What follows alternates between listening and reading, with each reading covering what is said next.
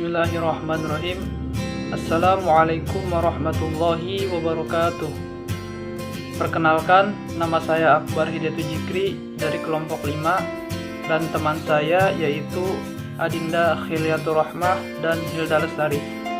Di sini kami akan memaparkan materi tentang Renaissance dan humanisme. Awal perkembangan dari filsafat modern. Apa itu humanisme?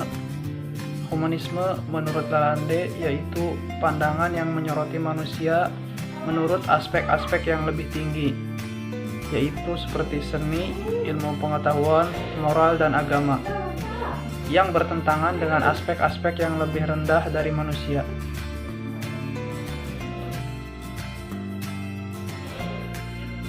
Humanisme menurut Ali Syariati berkaitan dengan eksistensi manusia. Bagian dari aliran filsafat yang menyatakan bahwa tujuan pokok dari segala sesuatu adalah kesempurnaan manusia. Aliran ini memandang bahwa manusia adalah makhluk mulia yang semua kebutuhan pokok diperuntukkan untuk memperbaiki spesiesnya.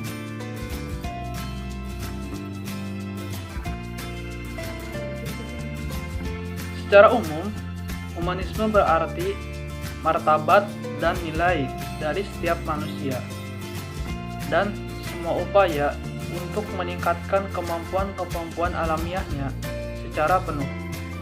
Humanisme berkembang menjadi gerakan lintas budaya dan universal, dalam arti berbagai sikap dan kualitas etis, dan dari lembaga-lembaga politik yang bertujuan untuk membentengi martabat manusia.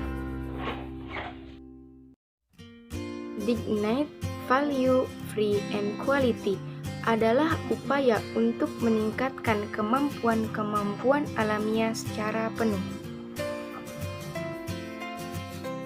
Apa itu Renaissance? Renaissance menurut etimologi berasal dari bahasa Prancis re dan sancecum, yang artinya kembalinya sains atau lahirnya kembali kebudayaan Yunani Romawi dari zaman kegelapan. Sedangkan dalam bahasa Latin istilah Renaissance yaitu nascentia, nascor, atau natus, yang setara artinya dengan kelahiran, lahir, atau dilahirkan. Bisa disebut dengan zaman kelahiran atau zaman pencerahan. Dengan adanya ragam variasi pemikiran filsafat tersebut, dimaksudkan akan menciptakan suasana pikir generasi mendatang untuk lebih kritis, terpacu, dan terinspirasi untuk mengimplementasikan pemikiran filsafat yang kontekstual dengan perubahan zaman di mana ia tinggal. Karena hakikatnya, berpikir secara mendalam sampai hakikat, atau berpikir secara global, menyeluruh, atau berpikir yang dilihat dari berbagai sudut pandang ilmu pengetahuan.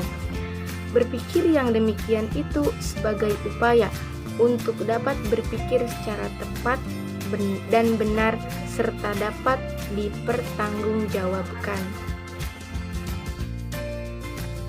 Perkenalkan, nama saya Adinda Khiliatur Rahmah. Saya dari kelompok 5. Di sini saya sebagai pemateri ketiga. Saya akan memaparkan materi pada poin tokoh-tokoh pada humanisme dan Renaissance di bidang ilmu pengetahuan.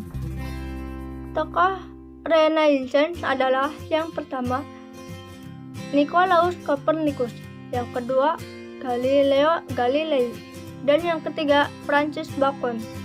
Kemudian pada tokoh humanismenya adalah yang pertama George Berkeley, yang kedua David Hume, dan yang ketiga G. Rousseau. Jadi pada zaman Renaissance ada banyak penemuan di bidang ilmu pengetahuan.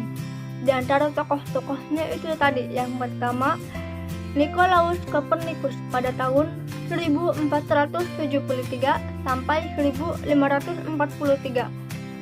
Beliau dilahirkan di Torun, Polandia, dan belajar di Universitas Krakow. Beliau mengembangkan teori bahwa matahari adalah pusat jagat raya dan bumi mempunyai dua macam gerak, yaitu perputaran sehari-hari pada porosnya dan perputaran tahunan mengitari matahari. Teori itu disebut heliocentrik, menggeser teori Ptolemaic.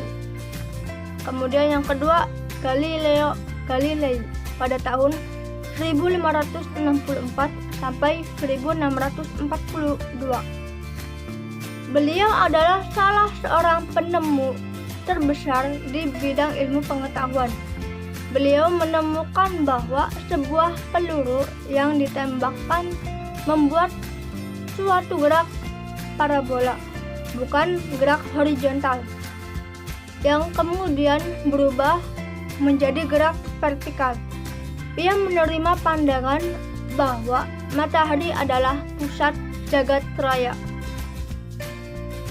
Kemudian yang ketiga, Francis Bacon pada tahun 1561 sampai 1626. Beliau adalah seorang filosof dan politikus Inggris. Beliau belajar di Cambridge University. Beliau adalah pendukung penggunaan scientific methods.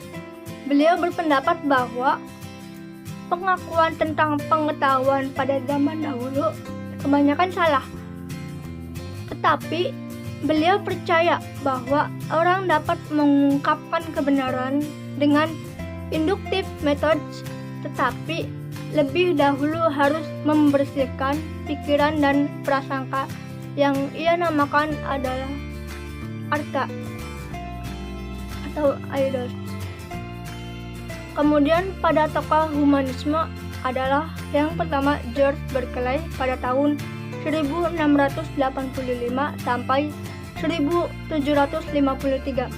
Kemudian yang kedua David Hume pada tahun 1711 sampai 1776. Kemudian yang ketiga G. Rousseau pada tahun 1722 sampai 1778. Di Jerman muncul Christian Wolff pada tahun 1679 sampai 1754 dan Immanuel Kant pada tahun 1724 sampai 1804 yang mengupayakan agar filsafat menjadi ilmu pengetahuan yang pasti dan berguna, yaitu dengan cara membentuk pengertian-pengertian yang jelas, bukti yang kuat. Kemudian pada abad 19, perkembangan pemikiran filsafat terpecah belah. Pemikiran filsafat pada saat itu telah mampu membentuk suatu kepribadian tiap-tiap bangsa dan pengertian pada caranya sendiri. Ada filsafat Amerika, Prancis, Inggris, Jerman, dan tokoh-tokohnya adalah Hegel pada tahun 1770 sampai 1831. Kemudian Karl Marx pada tahun 1818 sampai 1813. Kemudian Auguste Comte pada tahun 1798 sampai 1857 dan G.C. Mill pada tahun 1806 sampai tahun 1873 dan yang terakhir John Dewey pada tahun 1858. Kemudian poin pengaruh lahirnya humanisme dan Renaissance adalah yang pertama, adanya perubahan di bidang ilmu pengetahuan, yang kedua, adanya perubahan di bidang agama, yang ketiga, meningkatnya kualitas, yang keempat, lahirnya filsafat modern. Jadi humanisme dan Renaissance itu dua gerakan yang tidak bisa dipisahkan. dan mempunyai keterkaitan yang erat. Humanisme bertujuan untuk menggebrak kebekuan gereja yang memasung kebebasan, kreativitas, dan nalar manusia.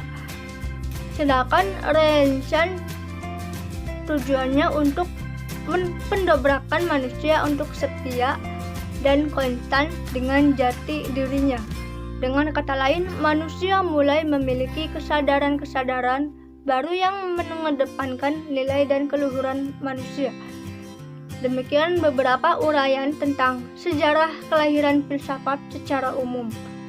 Dengan adanya ragam variasi model pemikiran filsafat tersebut, dimaksudkan akan menciptakan suasana pikir generasi mendatang untuk lebih kritis, terpacu dan terinspirasi untuk mengimplementasikan pemikiran filsafat yang kontekstual dengan perubahan zaman di mana ia tinggal. Karena hakikatnya berpikir secara mendalam sampai hakikat atau berpikir secara global, menyeluruh, atau berpikir yang dilihat dari berbagai sudut pandang ilmu pengetahuan. Berpikir yang demikian ini sebagai upaya untuk dapat berpikir secara tepat dan benar, serta dapat dipertanggungjawabkan. Mungkin itu saja yang bisa kami sampaikan. Kurang lebihnya mohon maaf. Saya dari perwakilan kelompok 5. Cukup sekian dan terima kasih. Wallahul muwaffiq ila aqwamit thoriq. Wassalamualaikum warahmatullahi wabarakatuh.